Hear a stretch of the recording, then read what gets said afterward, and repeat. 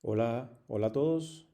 Habla el doctor Alejandro Espinosa, director médico de Sistema Diagnostics. Y bueno, este va a ser un breve video que queremos prepararles a ustedes como una muy pequeña introducción a qué son los análisis clínicos funcionales, cuál es la lógica detrás de ellos y como qué le aporta al clínico en la práctica médica diaria.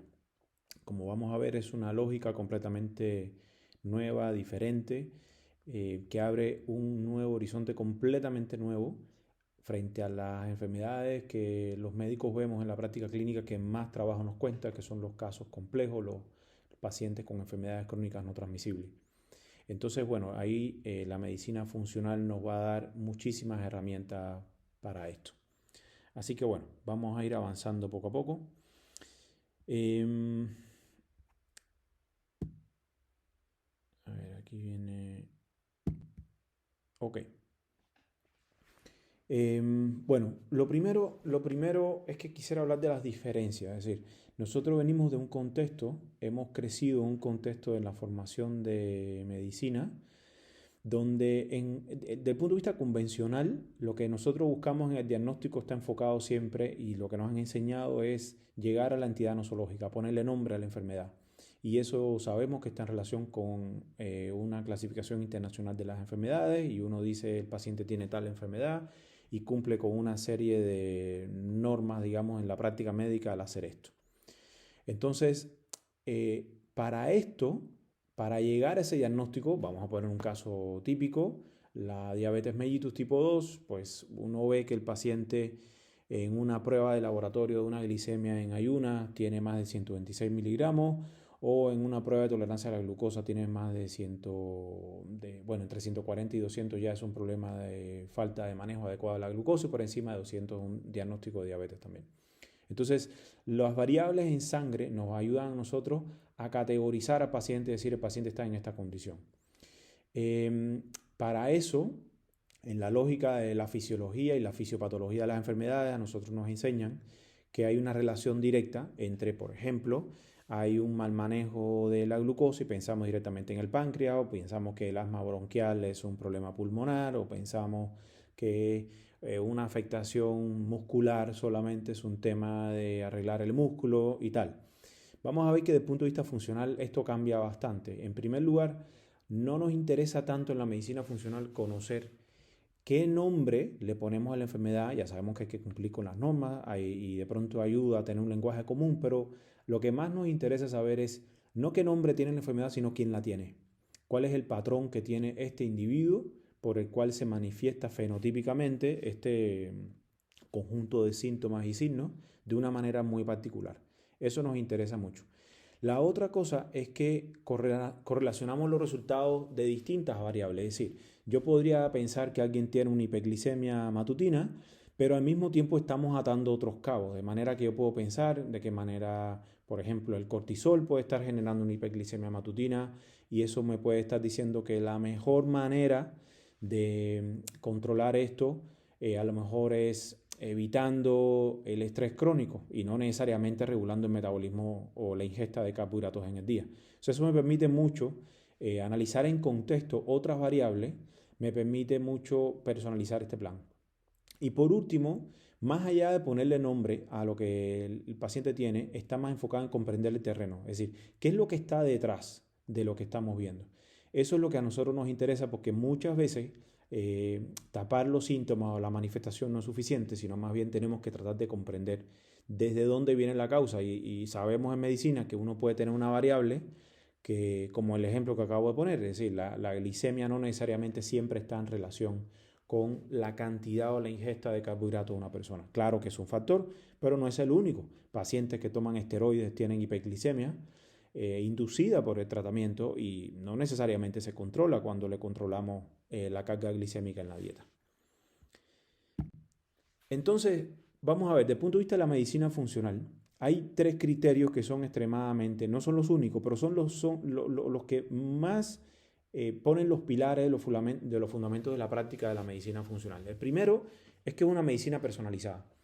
Personalizada, ¿qué quiere decir? Ok, que yo no voy a concentrarme tanto en el nombre que le puse a la entidad nosológica, sino más bien quién es este paciente y tratar de comprender en la línea del tiempo cómo se generó este problema en esta persona en particular y entonces hacerle un plan a la medida.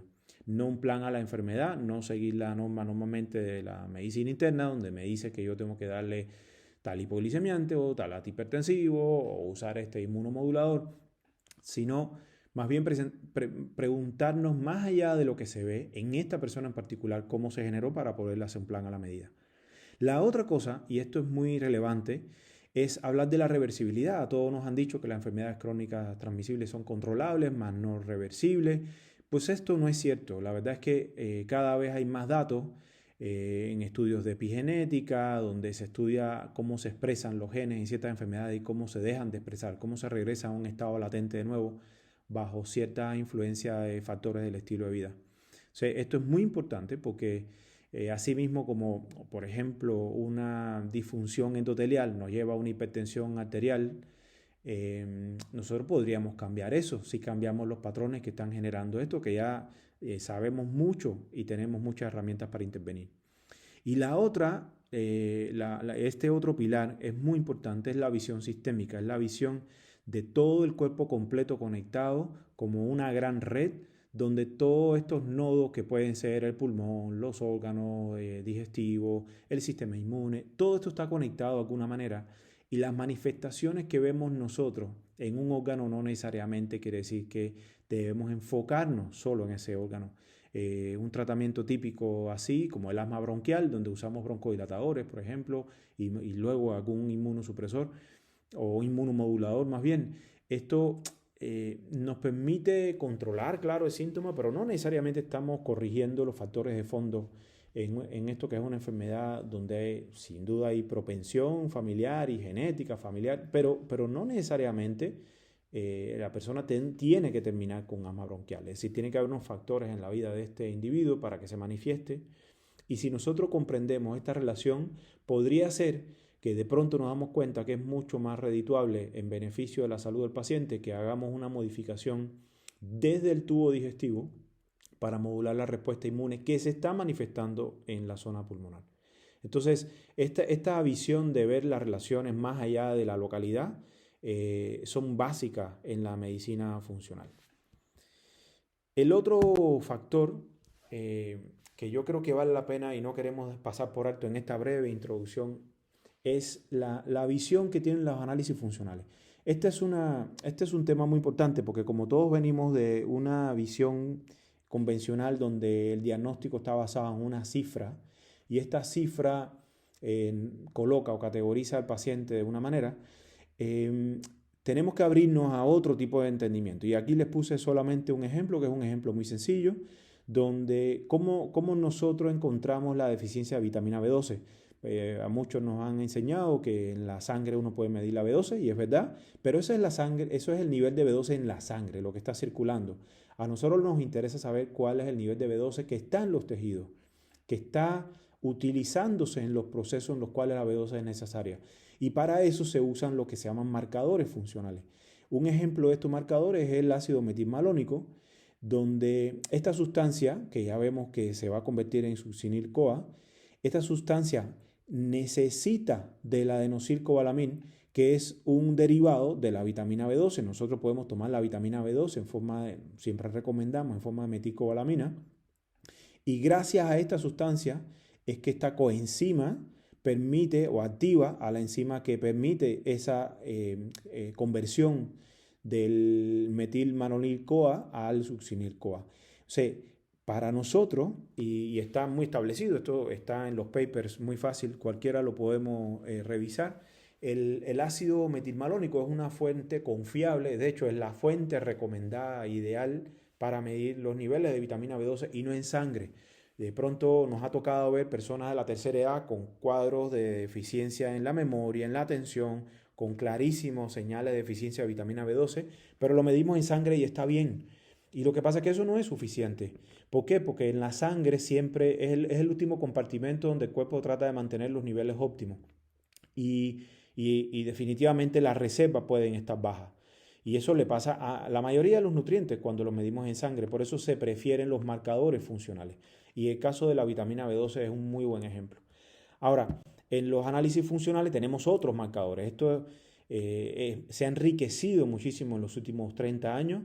Y aquí tenemos, por ejemplo, esto es una prueba de ácidos orgánicos, que es una de las que más utilizamos nosotros en la práctica clínica.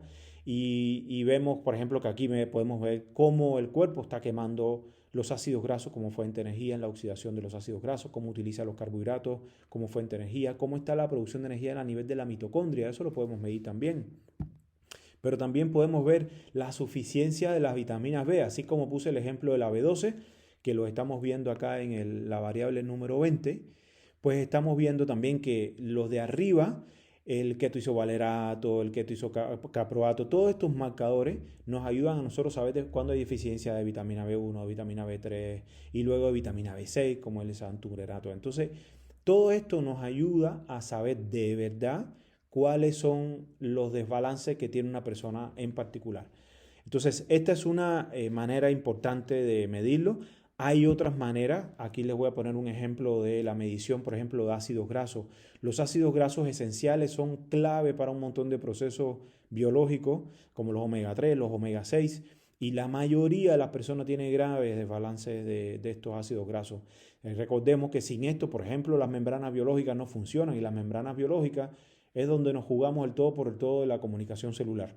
Entonces, si nosotros no tenemos suficientes omega 3, estamos generando una serie de consecuencias que podrían manifestarse con alteraciones inmunológicas, claro, con asma bronquial, podría manifestarse con hipertensión arterial, podría haber hiperglicemia, porque, por ejemplo, el receptor GLUT4 no haría muy bien su función, pero más allá de tapar el síntoma, lo que tenemos que preguntarnos otra vez es de dónde viene esto. Y esto nos permiten estas pruebas funcionales, saber en cada persona cuál es el desbalance que tiene y entonces ser muy preciso a la hora de armar un plan. Y bueno, y muy someramente aquí les traje un caso que es un caso clínico real que tuvimos en la clínica. Es una paciente femenina de 48 años con un diagnóstico de fibromialgia. Realmente no tenía grandes antecedentes de salud, solo que por más de 20 años tuvo trastornos digestivos. Esto era enfermedad por reflujo gastroesofágico, había distensión abdominal frecuente, periodos de alternancia donde había diarrea, estreñimiento, como que no toleraba algunos alimentos. Y entonces en los últimos 2 años empezó a tener dolores generalizados, como si hubiera hecho mucho ejercicio, el cual fue aumentando y ya en un momento que le tenía gran dificultad para moverse, además de interrupción de sueño y algunos cambios en el estado de ánimo. Entonces le habían dado analgésicos que le aliviaban, pero la verdad es que no le quitaba el problema y ella no quería seguir tomando el analgésico por los efectos colaterales. Y bueno, un doctor le diagnosticó fibromialgia con todos los puntos positivos, siguiendo los criterios que sí aplican para ella decir que tiene fibromialgia. Le indicaron Altrulline 50 miligramos y paracetamol según tuviese el dolor, ¿no? Y llegó a la clínica buscando otra solución. Todos los laboratorios que estaban en rango, no ningún incluso marcador inflamatorio crónico, ninguna proteína C reactiva, velocidad de sedimentación, ninguna proteína de reacción aguda, nada de esto estaba movido. Solo había un HDL bajo y el colesterol estaba en rangos normales, pero el HDL llamó la atención que estaba bajo. Fuera de eso no había nada más. Y le hicimos entonces esta prueba de ácidos orgánicos para un poco ver a nivel celular cómo estaba el metabolismo, ¿no? Y aquí, por ejemplo, vemos que la parte de ácidos grasos está bien, la parte de los carbohidratos ya vimos 2 marcadores que nos están diciendo que a nivel intracelular el uso del azúcar, de la glucosa como fuente de energía no está siendo adecuado. Ya estamos viendo aquí que en la producción de energía a nivel de la mitocondria tampoco está tan bien. Aquí estamos viendo 3 que ya están en el rojo y 1 que está entrando acá en la zona del amarillo. Aquí hay que poner especial atención porque estamos midiendo nada más y nada menos que la función de la mitocondria. Luego aquí en el siguiente estamos viendo que, por ejemplo, el ketoisovalerato sale un poco alto, es un marcador de deficiencia de B1 y B3. Y luego una cosa súper importante, si se fijan abajo donde están los neurotransmisores, aquí vemos que el indol acetato está alto y tanto el quinurinato como el quinolinato, que son 2 marcadores por activación de macrófagos, están altos. Son marcadores de inflamación. Todo esto que yo les estoy mencionando, todo esto se aprende cuando uno aprende a estudiar las pruebas funcionales y parte de nuestra función como sistema de diagnóstico, es enseñarlos a ustedes a interpretar estos estudios, por supuesto. Pero aquí con esta herramienta ya uno empieza a decir, aquí hay un cuadro inflamatorio en alguna parte que además me está afectando la parte neurológica, me está afectando incluso el comportamiento de esta señora. Y luego otra parte importante es lo que sigue, que tenemos los dos marcadores principales de estrés oxidativo, están altísimos. Y el estrés oxidativo es una de las causas más importantes junto con la inflamación crónica de bajo grado, que casi están presentes en todas las enfermedades crónicas no transmisibles. Esto es muy importante. No en todos los pacientes, por supuesto, pero es algo extremadamente frecuente. Y por último, aquí vemos en la parte de toxificación, vemos que en el hígado ella está teniendo dificultad para poder desintoxicar, eliminar sustancias a través de este proceso que se llama biotransformación en el hígado. Y ahí tenemos exactamente qué sustancias son las que están altas y por tanto sabemos qué es lo que hay que darle exactamente para corregir esto. Y por último y no menos importante, en una enfermedad inflamatoria como la fibromialgia, que siempre nos dicen que no se cura, que es para siempre, que es controlable, nosotros sabemos en la vida real que esto no es así. Los pacientes de nosotros que hacen estos planes y hacen lo que hay que hacer y se hace un plan sistémico, todas las personas se curan. Esto es completamente reversible. Y vemos, por ejemplo, que en este último segmento aquí está uno de los secretos más importantes detrás de la fibromialgia como enfermedad inflamatoria. Y es que fíjense cómo hay 1, 2, 3, 4, 5 marcadores de sobrecrecimiento bacteriano en el tubo digestivo. Y luego hasta abajo, en el 46, van a ver que que está subiendo ahí también es un marcador de crecimiento de hongo, de Candida albicans. Entonces, esta señora, independientemente de lo que trae un tema inflamatorio activado desde el tubo digestivo por un sobrecrecimiento de microorganismos patógenos que están generando una sobreactivación del sistema inmune. Recordemos que casi el 70% de todo el sistema inmune está ubicado en la pared del tubo digestivo y a partir de ahí se da una cascada que se va ya no solamente en la parte digestiva, sino se va al resto del organismo y genera enfermedades inflamatorias como es el caso de esta señora. Esto es absolutamente típico. Hay muchas otras formas en las que se puede manifestar esto, pero en la fibromialgia es típico que pase esto. Y esto es compatible además con la historia en la que ella llevaba tantos años con estos problemas digestivos on and off, donde tomaba tratamiento y se quitaban los síntomas, pero regresaban porque nunca se estaba resolviendo el problema de fondo. Por último, ¿a qué llevó esto? Bueno, pues a armar un plan personalizado, que es la meta principal en la que nosotros queremos siempre llevar a nuestro paciente. Y cuando me toca hablar de esto, siempre pongo el ejemplo de que 5 más 5 es 10 y 8 más 2 es 10. Porque dos pacientes que tienen el mismo diagnóstico, que puede ser fibromialgia, pues pueden primero haber llegado a este cuadro por caminos diferentes y por tanto requieren una intervención completamente diferente uno de otro. Ese es uno de los secretos de la medicina funcional y yo creo que muchos estamos afines con esta idea, pero a veces no sabemos cómo se hace eso, cómo es posible hacer esto. Y bueno, los análisis funcionales son un camino obligado porque nos permiten entender como a profundidad, más allá de las pruebas convencionales que nosotros conocemos, que también nos pueden ayudar, las pruebas de laboratorio, de gabinete nos pueden ayudar bastante, pero muchas veces se quedan cortas para saber realmente dónde es que está el origen de estos problemas. Entonces, en el caso de esta paciente, como en el caso de muchos otros pacientes, lo que hacemos es con esta información armar un plan a la medida según en su historia cómo se fueron dando los temas que la quejaron y que la llevaron a este cuadro de hoy.